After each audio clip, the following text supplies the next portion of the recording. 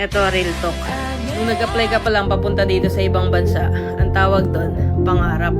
And then pagkatapos ng ilang linggo, ilang buwan na pag-aantay, dumating na yung time na flight mo na.